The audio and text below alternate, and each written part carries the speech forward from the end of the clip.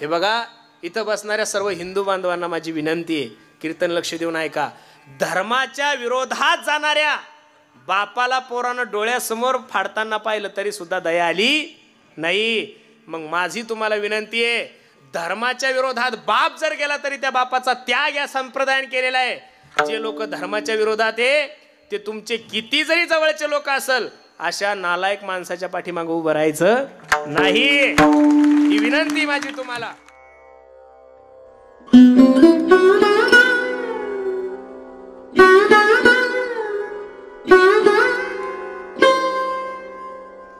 परमार्थ करणाऱ्या माणसानं ताण घ्यायचं नाहीये. अरे प्रवास करत असताना गतिरोधक असलेच पाहिजेत महाराज. फक्त ड्रायव्हरनं गतिरोधक आला की ब्रेक करायचं, गाडी थोडी स्लो करायची.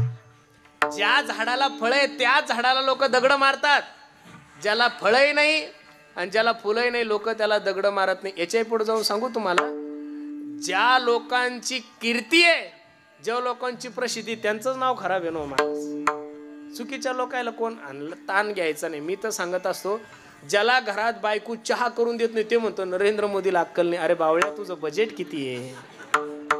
तुला बायको सुद्धा घरात मतदान करत नाही, तू नरेंद्र मोदीची अक्कल काढतो. ताण घ्यायचं नाही. लोक कोणालाही बोलतात, लोकांचा ताण घ्यायचा नाही. एक जुनी म्हण आहे बघा, हत्ती चले बाजारावर कुत्ते भुके. ह्या म्हणीचं महत्व मला काही कळलं नाही, पण सांगतो तुम्हाला. हत्तीचा मतदारसंघ वेगळा आहे, कुत्र्याचा मतदारसंघ. आता निवडणूक आहे त्याच्यामुळे त्या पद्धतीने सांगतो, तुमच्या लक्षात येईल. हत्तीचा मतदारसंघ वेगळा आहे आणि कुत्र्याचा मतदारसंघ वेगळा आहे. कुत्र जंगलात राहतं का गावात राहतो? बोलत चला. कुठं राहतं? गावात. आणि हत्ती कुठं राहतो? जंगलात. हत्ती जंगलात राहतो, कुत्र गावात राहतं. हत्तीची भाषा कुत्र्याला कळत नाही, कुत्र्याची भाषा हत्तीला कळत नाही. हत्तीचा गट वेगळा आणि कुत्र्याचा गट. हत्ती एका गटात आहे आणि कुत्र हे शिंदे उद्धव गट ते नाही बरं. हत्तीचा जंगल गट आणि कुत्र्याचा गाव गट. कुत्र गावात राहतं ना, कुत्र जंगलात राहत नाही. मग दोघांचा रोटी व्यवहार नाही, दोघांचा बेटी व्यवहार नाही, दोघांचा पक्ष एक नाही, दोघांची भाषा एक कोणाकायला कळत नाही. मग बसणाऱ्या सर्व जाणकार मंडळी मला एवढंच सांगायचं, हत्ती गावात आला, कुत्रे का म्हणून भुकत असतील? काही संबंध नाही ना बरं, काही नातेवाईक नाही, काही दोघांची एक जात नाहीये, त्याचं एवढं ताण नका घेऊ. एकदम सोपं उत्तर आहे, हत्ती गावात आला की त्याला बघण्यासाठी लोक गोळा होतात. कोण गोळा होतात? हत्ती गावात आला की त्याला बघण्यासाठी कोण गोळा होतं? आणि हे बऱ्याचशा कुत्र्यांना देखत नाही, म्हणून कुत्रे काय होतात? काय होतात? भुकतात. माझ्या प्रिय कुत्र्यांनो, हत्तीला पाहून भुकण्याच्या भानगडीत पडू. चुकून जर एखादा हत्ती मागं वळाला आणि तुम्ही जर त्याच्या सोंडीत सापडले तर तुमचा कार्यक्रम लागल्याशिवाय राहणार. आपलं बजेट पाहून प्रत्येकाने बोललं पाहिजे, बरोबर आहे का नाही? म्हणून समाज, तुकोबराय वेडे होते का महाराज? तुकोबराय सांगितलं, या समाजाच्या नादी नका लागू, काळ सारावा चिंतने, एकांतवाशी गंगा स्नाने, देवाच्या पूजने प्रदक्षिणा तुळशीच्या. तुका म्हणे आम्हा एकांताचा वास, ब्रह्मी ब्रह्मरस. शेवटचं प्रमाण घ्या, तेजोनी याचना भक्ती करा.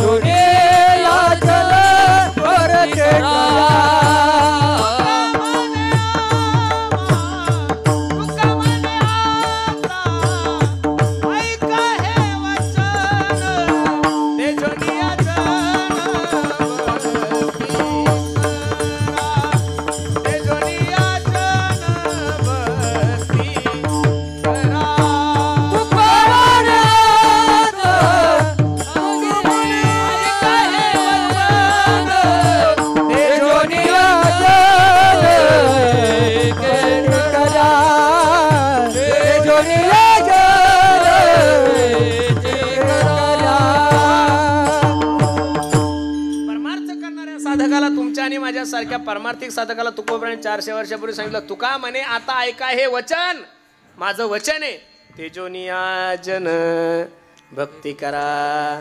परमार्थामध्ये ज्या माणसाला पारमार्थिक आनंद प्राप्त करून घ्यायचा असेल ना, काळ सारावा चिंतने, एकांतवाशी गंगा स्नाने, देवाच्या पूजने प्रदक्षिणा तुळशीच्या. आता आपण जेवायला चाललो, काही लोक म्हणतात मी डाईटवर आहे. काय डाईट ना? हे काही डॉक्टरच्या बापाचं नाही डाईट, हे तुकोबरायच्या बापाचं आहे. युक्त आहार विहार नेम. अहो खरं सांगू का तुम्हाला, सरकार जेवढ्या योजना राबवतं त्या सगळ्या आमच्याच ह्या चोट्ट्याने चोरलेल्या आहे हो. हे एवढे बुद्धिमान आहे का 4वी 5वी 10वी फेल लोक आहे महाराज, हे काय योजना राबवतील? अजिबात नाहीये. आता सरकार आम्हाला सांगतोय झाडे लावा, झाडे जगवा, झाडे लावा. ही योजना सरकारची आहे? हवी आपली तुकोबरायची, आपली वारकऱ्यांची. वृक्षवल्ली आम्हा. कितीही मोठी ग्रामपंचायत असू द्या, ग्राम स्वच्छता अभियान जर सरपंचाला राबवायचं असेल, ग्रामपंचायतला राबवायचं असेल, तर महाराष्ट्रातल्या सगळ्या ग्रामपंचायतला माझ्या गाडगे बाबाचंच मार्गदर्शन घ्यावं लागेल. दुसरं जमणारच नाही महाराज. कारण की आतापर्यंत साधूने फक्त द्यायचंच काम केलंय, घ्यायचं काम केलेलं नाही. मग ठीक आहे महाराज, समाजाचा त्याग ठीक आहे, शरीराचा त्याग ठीक आहे. का हो महाराज, पैशाचा त्याग कसा करायचा? धनाचाही त्याग माझ्या तुकोबरायांनी केला. या महाराष्ट्राचे हिंदवी स्वराज्याचे संस्थापक छत्रपती शिवाजी महाराज तुकोबरायकडे नजराणा घेऊन गेले. बाबा, बायको अन्न करता मेली हो, तुमची घ्यान हे थोडं सोनं. तुकोबराय सांगता, सोने रुपे आम्हा मृत्युके समान, माणिक पाषाण खडे आम्ही तेने सुखी म्हणा, विठ्ठल विठ्ठल मुखी तुमचे एर वित्त धन ते मज मृत्युके. कंठी मिरवा तुळशी व्रत करा एकादशी, म्हणवा हरीचे दास तुका म्हणे मज हे. जगद्गुरु तुकोबरायने छत्रपती शिवाजी महाराजांचा सुद्धा नजराणा परत केला. याचं कारण काय? अवघी देवावरी अभंगाकडे. कशावर?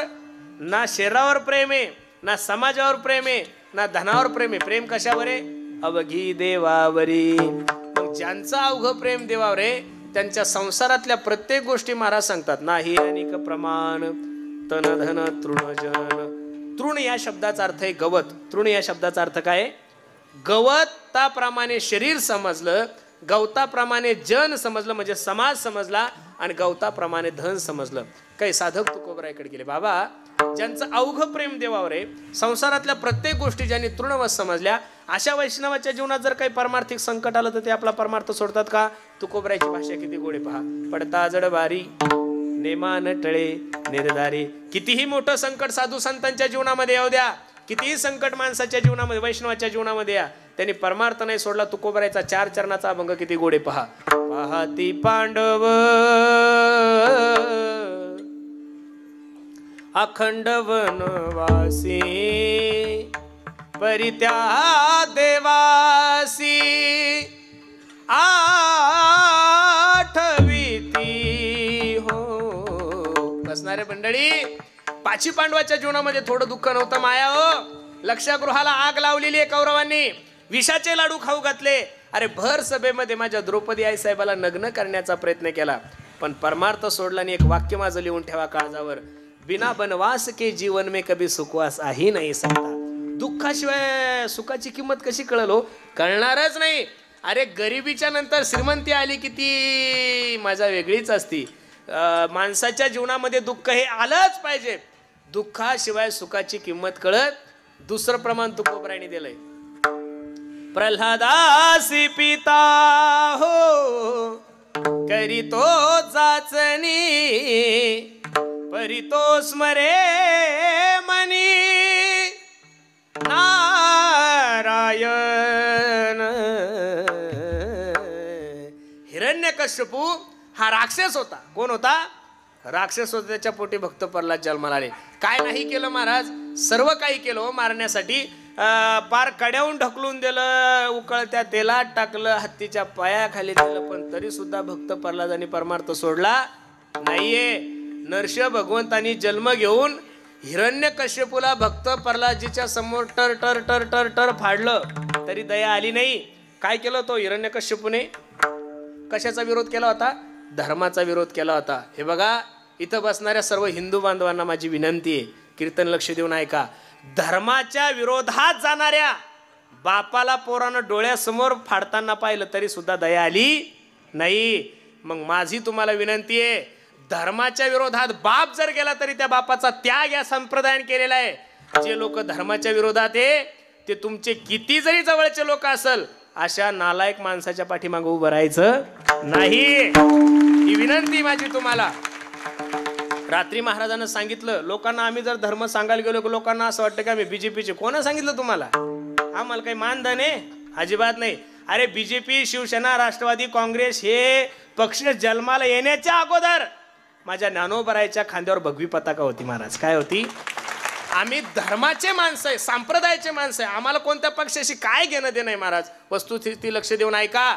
वाईट वाटतं महाराजांनी. प्रत्येक पक्षाला प्रत्येक पक्षाचा प्रचार करण्याचा अधिकार आहे. आम्हाला काय घेणं देणं? आम्ही कीर्तनकारी वारकरी लोक आहे. पण हे बघा, प्रत्येक माणसाने आपल्या पक्षाचा प्रचार केला पाहिजे. अरे पण मतदानासाठी एवढी लाचारी नका करू की तुमचा हिंदू धर्म तुम्हाला दुसऱ्याच्या दावणीला बांधावं लागेल. अजिबात नाही. काही काही पक्षांचे जाहीरनामे पाहिले महाराज आम्ही. आमचं सरकार जर आलं तर आम्ही रामगिरी महाराजांना पहिलं अटक करू. हो, तुमच्या बापाची ठेव आहे का? मग अशा लोकांच्या पाठीमागे उभं राहायचं आपण? अजिबात नाही. हे बघा, माझी तुम्हाला विनंती आहे, ज्या ज्या वेळेस धर्मावर संकट आलं, अरे छत्रपती शिवाजी महाराजांसारख्या राजावर संकट आल्यानंतर त्या संकटातून बाहेर काढण्याचं काम माझ्या तुकोबरायाने केलेलं आहे. कोणी केलेलं आहे? तुकोबरायाने केलेलं आहे. अरे ज्या वेळेस 5 पांडव हस्तिनापूरचे राजे झाले, त्यांना सुद्धा धर्माचं मार्गदर्शन भीष्माचार्यांनी केलेलं आहे. आणि आता तीच वेळ या महाराष्ट्रात आलेली आहे. प्रभू रामचंद्राच्या काळामध्ये रावणाला मारण्यासाठी, लक्ष देऊन ऐका, प्रभू रामचंद्राच्या वेळेस त्रेतायुगामध्ये रावणाला मारण्यासाठी प्रभू रामचंद्राकडे धनुष्यबाण होता. कोणता बाण होता? द्वापार युगामध्ये कंसाला मारण्यासाठी कंसाकडे भगवंताकडे सुदर्शन चक्र होतं. कोणाला मारण्यासाठी? कंसाला मारण्यासाठी. मुघलशाही, आदलशाही ज्यावेळेस माजली त्यावेळेस त्यांना नष्ट करण्यासाठी माझ्या छत्रपती शिवाजी महाराजाकडे तलवार आहे. आज तुमच्याकडे धनुष्यबाणही नाहीये, आज तुमच्याकडे सुदर्शन चक्रही नाहीये, आणि आज तुमच्याकडे तलवार सुद्धा नाहीये. आज तुमचं हत्यार म्हणजे तुमचं मतदान आहे. काय आहे? मतदान आहे. हे बघा, तुमचं एक मत हे देश घडवू शकतं, आणि तुमचं एक मत हे देश. म्हणून सर्वांना माझी विनंती आहे, मी तुम्हाला असं नाही म्हणणार ह्या पक्षाला मतदान कर, काही गरज नाही महाराज. आम्हाला फक्त इथं बसणाऱ्या सर्व मंडळीला, आम्हाला पांडुरंगाची शपथ आहे तुम्हा सर्वांना, मतदानाचे किती बावळे लोक आहे महाराज आपले. मतदानाच्या दिवशी बायकोला घेऊन महाबळेश्वरला जातात. तुला बाकीचे दिवस नाही का? नाही दिवस. मतदान 100% आपल्या लोकांनी केलंच पाहिजे.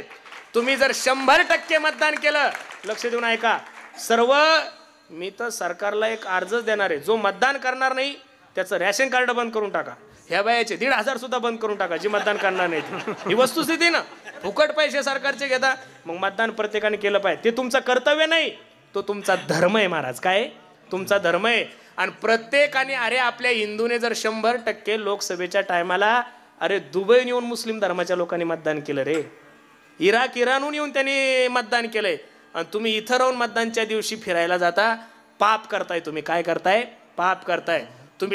तुम्ही जर या महाराष्ट्राचे नागरिक असाल, तुम्ही जर या भारताचे नागरिक असाल, तर मतदान करणं हे तुमचं कर्तव्य नसून मतदान करणं हा तुमचा आणि माझा धर्मच आहे. आणि तो धर्म आपण चांगल्याप्रमाणे केला पाहिजे. एकानं सुद्धा त्या दिवशी झोपायचं नाही. ज्याचं लग्न आहे 20 तारखेला, त्यानं सांगायचं बायकोला पहिलं मतदान करू, नंतर मी लग्न लावतो. तसं लग्न ही वस्तुस्थिती आहे महाराज. तुम्ही जर असं नाही केलं तर उद्याचे दिवस अवघड होईल महाराज. हे बघा, अरे बाकीच्या लोकांनी जर काही फतवे काढले तर सर्व मुस्लिम समाज त्यांचा ऐकतो. आम्ही लोकांनी थोडं जरी धर्माविषयी बोलायला गेलो, लोक म्हणतात हे पक्षाचा प्रमुख. अजिबात नाही महाराज. हे बघा, आमचं प्रेम आमच्या ज्ञानोबरायावर आहे, आमचं प्रेम आमच्या तुकोबरायावर आहे, आमचं प्रेम या धर्मावर आहे. अरे मला सर्व हिंदू बांधवांना एक प्रश्न करायचा, तुमच्या प्रत्येकाकडे मोबाईल आहे, असा खिसा नाही की त्याच्याकडे मोबाईल नाही आहे. त्या मोबाईलमध्ये यूट्यूबमध्ये जा, इंस्टामध्ये जा, फेसबुकमध्ये जा, व्हॉट्सअपमध्ये जा, एक क्लिप मला अशी दाखवा की एखाद्या मुस्लिम धर्माच्या माणसानं मुस्लिम अल्लाच्या विरोधात कधी चुकीची विधान केलं, कधीच सापडणार नाही. एक क्लिप दाखवा की एखाद्या ख्रिश्चन धर्माच्या माणसाने ख्रिश्चन धर्माच्या विरोधात चुकीची क्लिप केली, अजिबात नाही. एक क्लिप दाखवा की एखाद्या बौद्ध धर्माच्या माणसाने कधी डॉक्टर बाबासाहेब आंबेडकरांना चुकीचं बोललं, अजिबात नाही. एक क्लिप दाखवा एखाद्या जैन धर्माच्या माणसाने आपल्या जैन धर्माविषयी चुकीचं बोललं. मी तुम्हाला 1000 नाही लाख क्लिपा दाखवील की आपल्या हिंदू धर्माविषयी बोलणार. अरे प्रत्येकाला प्रत्येकाच्या धर्माचा अभिमान असला पाहिजेत ना, का आपण आपल्या धर्माचं राहू नये. माझे सर्वांना विनंती.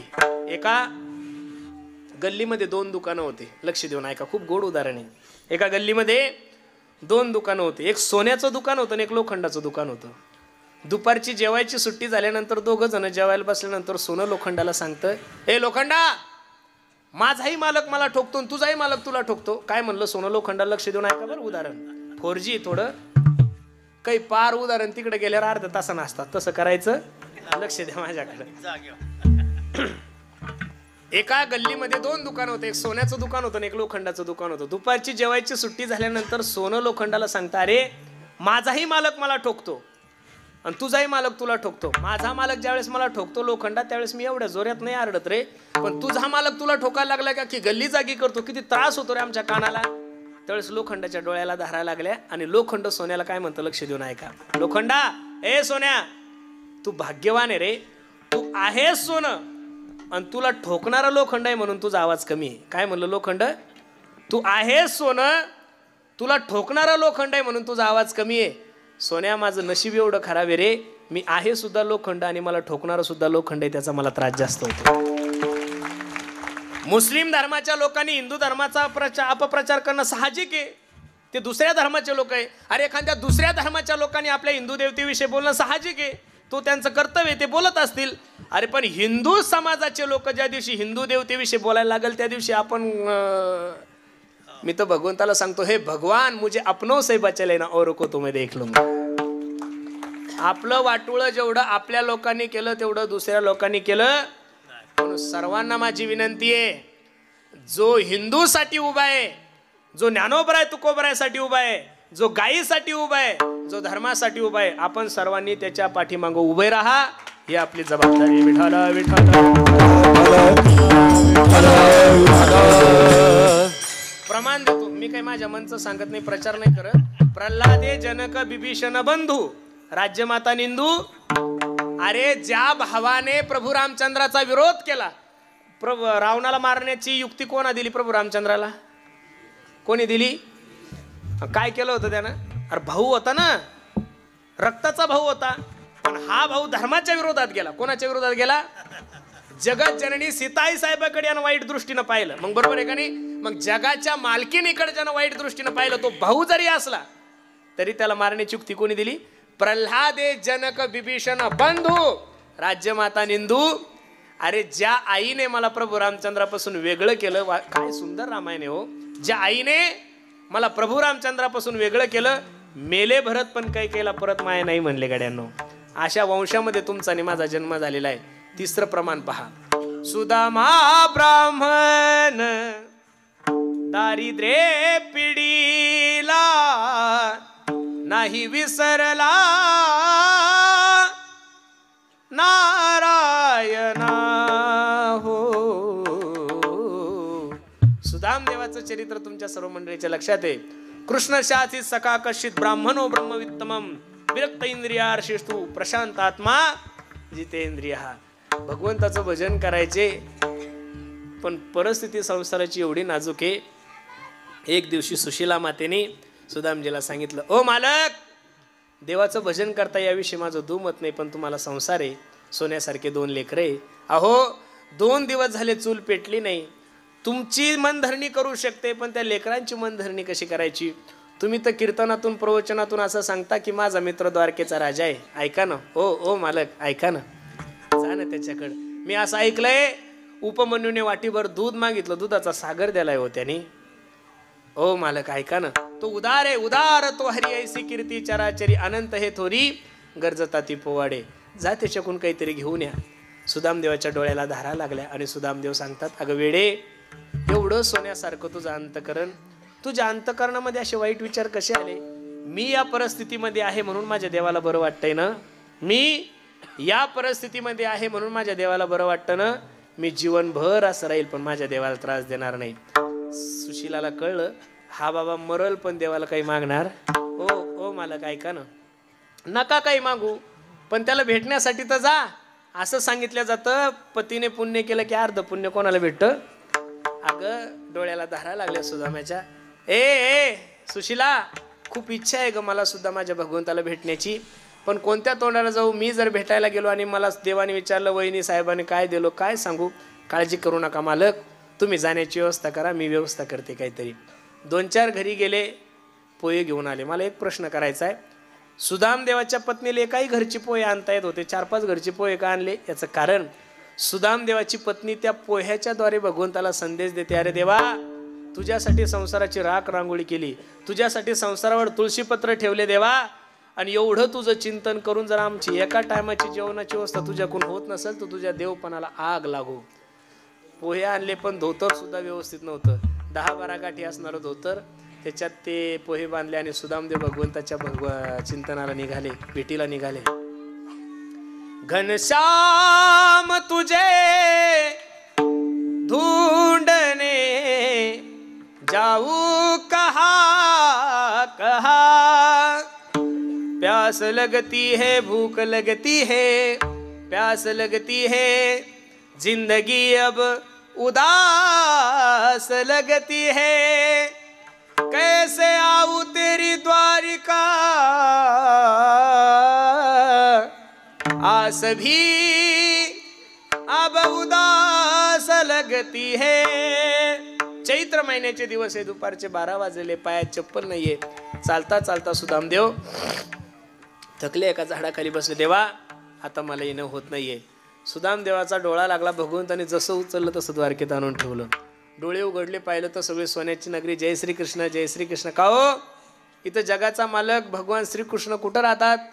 सेवकाने सांगितलं, हे जे पुढचं महाल दिसतंय ना, तिथं जगाचा मालक राहतो. सुदामदेव काठी टेकवत टेकवत गेले आणि त्या जय विजयांना सांगितलं, हो, मी भगवान श्रीकृष्णाचा लहानपणीचा मित्र आहे. जय विजयाच्या सुद्धा डोळ्याला धारा लागल्या. काय माझ्या जगाच्या मालकाचं वैभव असेल. आतापर्यंत अनेक लोक आम्ही या राज्यामध्ये येताना पाहिले, शेष महेश गणेश दिनेश सुरेश हु ध्याई निरंतर ध्याई, पण आज जी व्यक्ती आहे काहीतरी आगळी वेगळी आहे. सुदामदेव सगळे जय विजय भगवंताकडे पळत गेल्याने सांगू लागले, देवा, आजपर्यंत अनेक लोक आपल्या राज्यामध्ये आले, पण आज जी व्यक्ती ती काही वेगळी. काय नाव आहे? पूछत दीन दयाल को बतावत आपनो नाम सुदामा. सुदामा नाव जगाच्या मालकानं ऐकलं, धावत पळत माझा जगाचा मालक आलाय. अख्खी द्वारका नगरी रडतीये, पट्ट राण्या रडता येते. सुदाम देवाला भगवंताने मिठी मारली, जगाचा मालक ढसा ढसा रडायला लागला. पण भगवंताचं रडणं पाहून सुद्धा सुदाम्याच्या डोळ्यामध्ये अश्रू नाहीये. सुदाम्या विचार करतो, अरे मी जर या समाजासमोर रडलो तर हे लोक म्हणतील की हा काहीतरी मागण्यासाठी आलेला आहे. सगळ्या दाशा उभ्या असताना रुक्मिणी आईसाहेबाला सांगितलं, ए रुक्मिणी, जा पाणी घेऊन ये. रुक्मिणी आईसाहेब मनातल्या मनात विचार करतात, 1000 दाशा उभ्या असताना ज्या अर्थी जगाच्या मालकानं मला पाणी आणायला सांगितलं, त्या अर्थी महात्मा काहीतरी वेगळा आहे. किमनेन कृतम पुण्यम महुदुतेन भिक्षुणाम श्रियाहिनेन लोकेस्मिन गहेतान धमेच. काय पुण्यवान महात्मा असेल हा. जगाच्या मालकीला पाणी आणायला उशीर झालं, तोपर्यंत पांडुरंगाने काय केलं, कृष्णाने, देख सुदामा की दीन दशा करुणा करके करुणा निधि रोए, पानी परात को हाथ छो नहीं, नैनन के जल से पग धोए. अरे काय भाग्यवान असेल सुदाम्या, अख्खं विश्व ज्या जगाच्या मालकासाठी रडतंय, तो जगाचा मालक जर माझ्या सुदाम्यासाठी रडत असेल तर निश्चित सुदाम देवानं काही भरपूर पुण्य केलंय. हात धरलाय सुदाम्याचा आणि सोन्याच्या सिंहासनावर सुदाम्याला बसवलंय. एक पाय रुक्मिणीच्या हातात आहे, दुसरा पाय भगवंताच्या हातात आहे. पायातले काटे काढले, भगवंताने सोन्याचा पितांबर सुदाम्याला घालण्यासाठी दिला आणि दोघांच्या गप्पा सुरू झाल्या. आणि पहिला प्रश्न सुदाम्याला विचारला, सुदाम्या कशी रे तुझी परिस्थिती? त्यावेळेस सुदाम्याच्या मुखातलं पहिलं वाक्य निघलं, देवा माझ्यासारखं सुखी यात्री जगतात सुद्धा दुसरं कोणी नाहीये. जगाचा मालक ढसा ढसा रडायला लागला, सुदाम्या अरे 4 दिवस झाले तुझ्या घरी चूल पेटली नाही, तू सांगतो माझ्यासारखं सुखी या जगात दुसरं कोणी नाहीये. जगाच्या मालकाला लाज वाटली. अरे ज्यांनी माझ्यासाठी संसारावर तुळशीपत्र ठेवले, ज्यांनी माझ्यासाठी संसाराची राख रांगोळी केली, त्या लोकांना जर एक टायमाचं जेवण मी देऊ शकत नसेल तर माझ्या देवपणाला आग लागो महाराज. जगाचा मालक सुद्धा रडायला लागला. चरित्र सर्वांना न्या. ते भगवंताने पोहे खाल्ले. 2-3 दिवस सुदामदेव थांबले, निघाले. सोन्याचा पितांबर होता.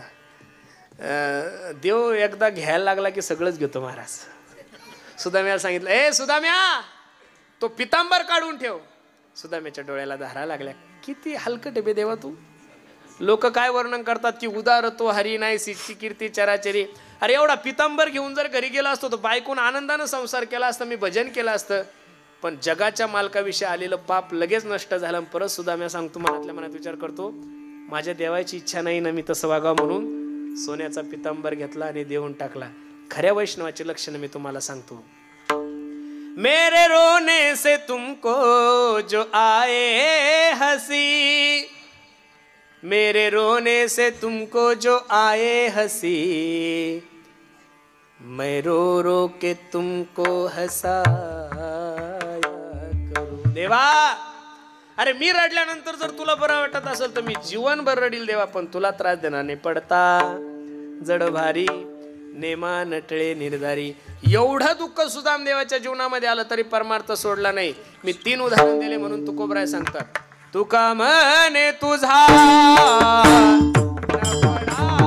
विसर, तुका म्हणे तुझा न पडा विसर, तुका म्हणे तुझा न पडा विसर, तुका म्हणे तुझा न पडा विसर.